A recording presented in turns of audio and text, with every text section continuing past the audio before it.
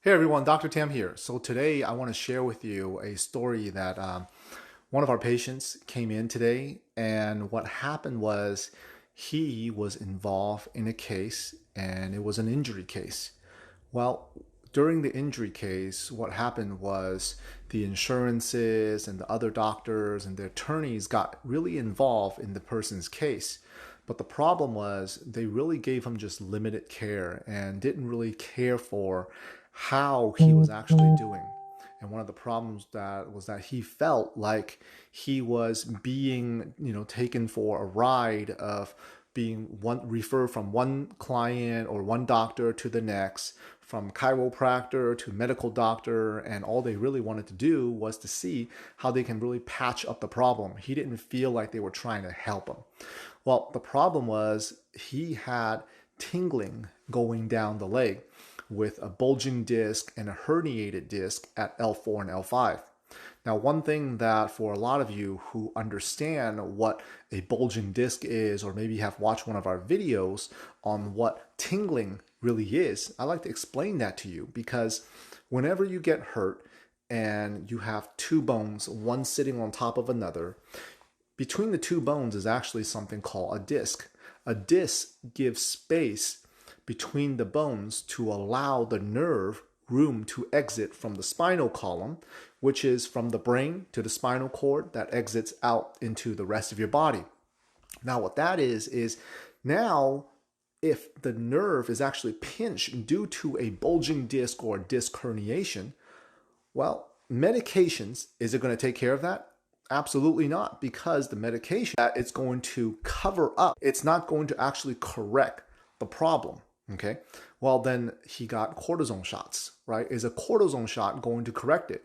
It helped him for about 3 weeks, but it actually didn't do anything for him in the long run because when the pain came back, it became a lot worse. Well, he asked me why that was. And I said, of course, that's because the pain never went anywhere.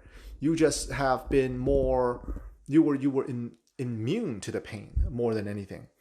So what happened then was he got adjusted, but the problem was no one ever took a look at his x-rays when they were adjusting him. There wasn't an exam, a full exam. There wasn't any x-rays. The doctor didn't request to see the MRI when he was getting adjusted. So after about 10 to 15 visits, it just never improved. Nothing got better. Well, now that personal injury case is done, they made him close the case as soon as possible. And what happens is he now came into our office. And by the time he came into our office, he was in more pain, okay, and at least the same amount of pain, if not more, on certain days.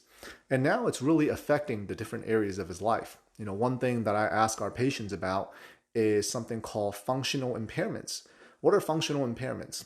Say if you used to be able to do the lawn, right, and mow your own lawn, and now you're not able to, that's a functional impairment.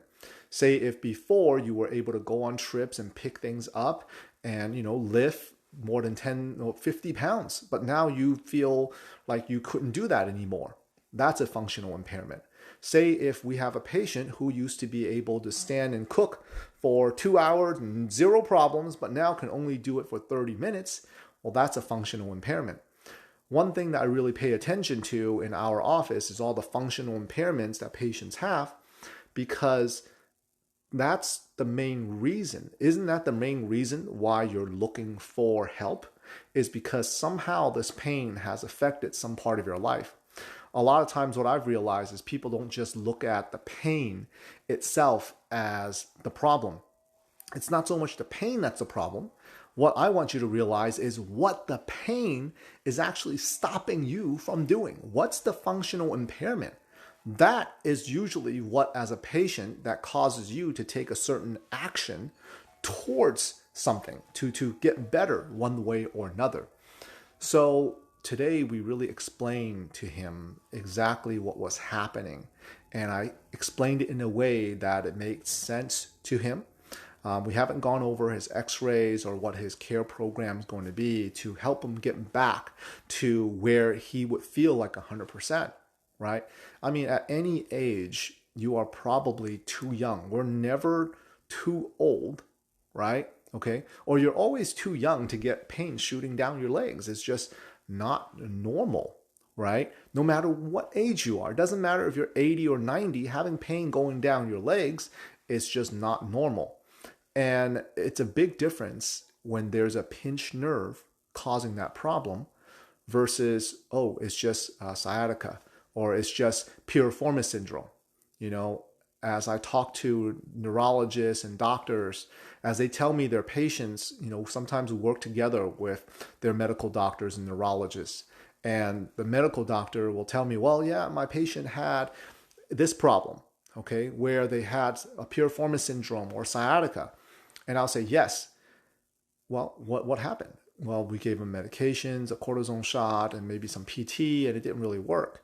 And I said, okay, well, let's look at, have you ever looked at what actually is causing the piriformis syndrome or what's causing that sciatica? Oh, well, we didn't really look at that. You know, we thought it was, we done the MRIs and thought it was this problem and that problem, but they never actually went in to physically fix the problem because without an adjustment, or without non-surgical spinal decompression, you can't actually correct that problem. So most doctors will usually suggest the patient go see an orthopedic surgeon and end up having surgery, which I'm sure a lot of patients, you out there, people out there in general will see that ultimately a surgery should be the last resort, right? So instead of doing surgery first, you got to try out all the different ways of conservatively taking care of your body. You know, you have, if it is a pinched nerve, right? Number one, you have to figure out, number one, what's the reason behind the pinched nerve? Is it a body that's out of alignment one way or another? Is it a compressed disc? Could it be a trigger point or a muscle that's causing that pinched nerve? You know, what is it really? So that's a lot of it is what we do. You know, one thing that I pride ourselves in is finding out the true cause of the problem, not just merely trying to cover it up. And if that's something that you've been dealing with, you know, I like to see and figure out what we can do for you. You know, we are right now one of the largest holistic and chiropractic practices in all of Solano County, and it's for a good reason. It's because we really dig deep to the root cause of the problem, not just trying to cover up the symptom. And if that's something that you are looking for, make sure you reach out to us, okay? We never charge anyone to sit down for a consultation, and if that's what you need, then that's what we'll do. You know, I understand that there is a big opioid epidemic out there, and holistically, naturally, I also believe that most medical doctors are being pressured right now to not prescribe that because studies have found that they are very, very addictive, okay, and it doesn't really correct the problem. Neither does a cortisone shot or epidural shot. You know, neither does surgery. Surgery cannot be the only way. I mean, surgery could fix some things, but it should not be the main thing. And it should be looked at very conservatively to try out other avenues before surgery. And I'm sure a lot of surgeons will agree with me on that. I mean, if any of you are medical doctors that are watching this, I think you would agree. If it was up to your body, what would you do?